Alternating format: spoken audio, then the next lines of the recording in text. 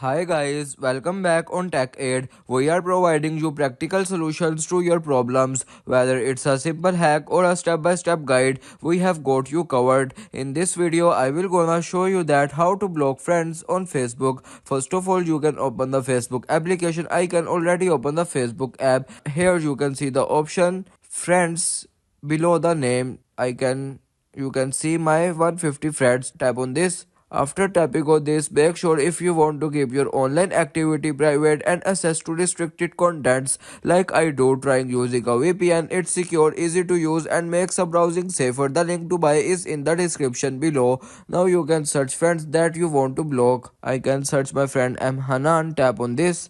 After tapping on this, you can see the three dots at the middle right of the screen. Tap on it. After tapping on it, you can see the option block at the nearing to last. Tap on block and you can now tap on block to confirm.